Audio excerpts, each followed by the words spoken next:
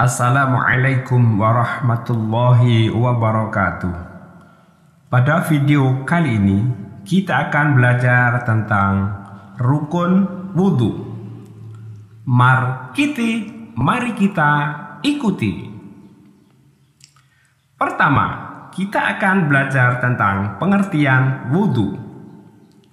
Wudhu adalah salah satu cara mensucikan anggota tubuh menggunakan air yang disertai dengan niat.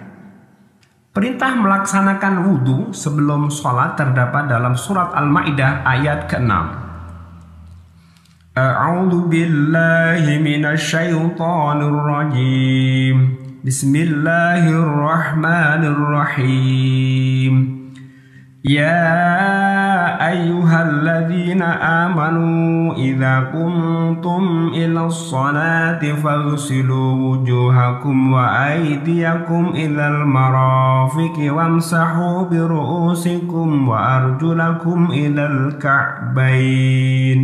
Al-ayah, yang artinya, wahai orang-orang yang beriman, apabila kamu hendak melaksanakan sholat, maka basuhlah wajahmu dan tanganmu sampai ke siku, dan usaplah kepalamu dan basuh kedua kakimu sampai kedua mata kaki.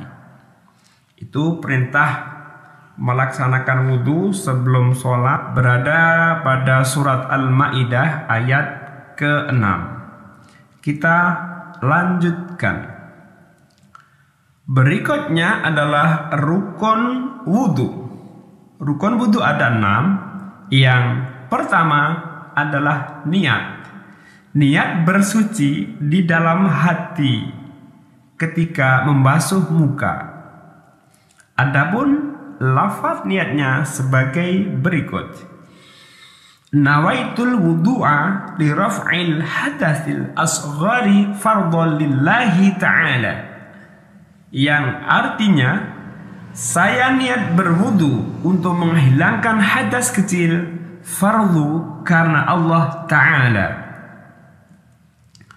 Rukun wudu yang kedua adalah membasuh muka dari tempat tumbuhnya rambut kepala sampai dagu dan dari telinga yang satu ke telinga yang lainnya, rambut serta kulitnya.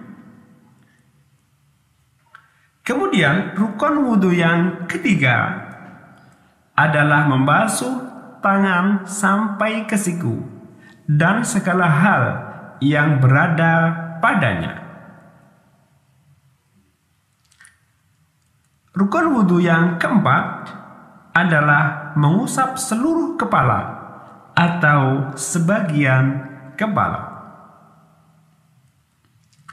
Rukun wudhu yang kelima adalah membasuh kedua kaki sampai mata kaki. Dan rukun wudhu yang keenam atau yang terakhir adalah tertib atau berurutan. Baik, itu rukun wudhu ada 6. Agar kita mengingatnya, mari kita ulangi sekali lagi. Rukun wudhu ada 6. Yang pertama adalah niat. Yang kedua adalah membasuh muka. Yang ketiga adalah membasuh tangan sampai ke siku. Dan yang keempat adalah mengusap sebagian atau seluruh kepala. Yang kelima adalah membasuh kedua kaki sampai mata kaki. Dan yang terakhir adalah tertib. Harus berurutan mulai dari rukun yang pertama sampai rukun yang terakhir. Tidak boleh terbalik atau tidak boleh dibolak-balik. Harus tertib atau berurutan. Baik, kita lanjutkan. Materi berikutnya adalah syarat-syarat sahnya berwudu. Yang pertama adalah Islam. Jadi syarat sahnya wudhu itu harus Islam. Kalau selain orang Islam kok berwudu, maka wudhunya tidak sah. Dan yang kedua adalah tamyiz. Tamyiz adalah bisa membedakan yang baik dan yang buruk. Baik, kita lanjutkan. Syarat yang ketiga adalah menggunakan air yang mensucikan. Air suci dan dapat mensucikan. Yang keempat adalah tidak berhadas besar. Kemudian yang kelima adalah tidak ada sesuatu yang menghalangi air sampai anggota wudhu. Syarat wudhu yang keenam adalah mengetahui mana yang wajib dan mana yang sunnah. Itu syarat-syarat syahnya wudhu ada 6. Islam, tamyiz, menggunakan air yang mensucikan, tidak berhadas besar, tidak ada sesuatu yang menghalangi sampai anggota wudhu, dan yang terakhir adalah mengetahui mana yang wajib atau fardu dan mana yang sunnah. Kita lanjutkan doa sesudah berwudu. Asyhadu an la ilaha illallah wahdahu la syarikalah wa asyhadu anna Muhammadan abduhu wa rasuluh. Allahumma ja'alni minat tawabin waj'alni minal mutatahhirin waj'alni min ibadikas salihin. Yang artinya, saya bersaksi tiada Tuhan melainkan Allah yang Esa, tiada sekutu baginya, dan saya bersaksi bahwa Nabi Muhammad adalah hambanya dan utusannya. Ya Allah, jadikanlah saya orang yang ahli bertaubat, dan jadikanlah saya orang yang suci, dan jadikanlah saya dari golongan hamba-hambamu yang soleh.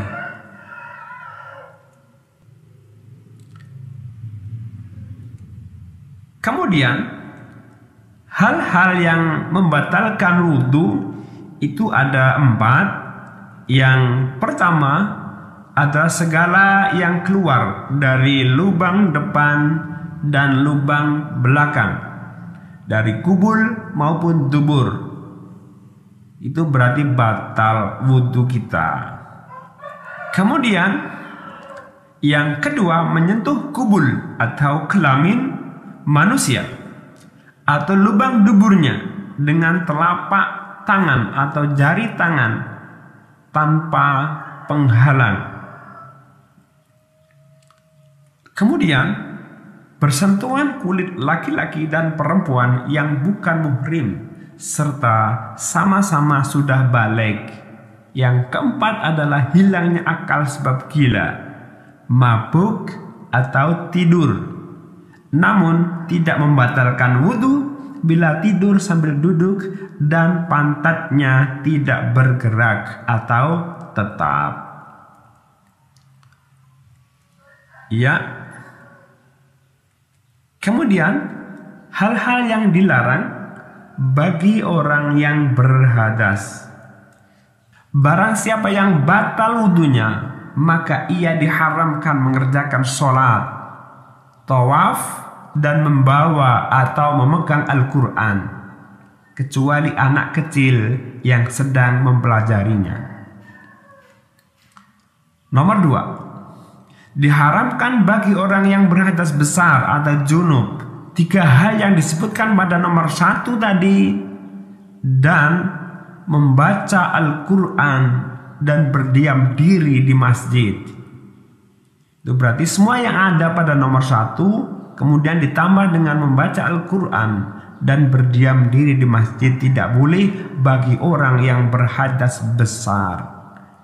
Kemudian yang nomor 3, diharamkan bagi wanita yang haid atau nifas semua yang disebutkan di atas, baik nomor 1, nomor 2, dan ditambah dengan berpuasa. Itu adalah larangan-larangan bagi orang yang berhadas. Syukron kasir, terima kasih. Semoga materi ini bermanfaat. Assalamualaikum warahmatullahi wabarakatuh.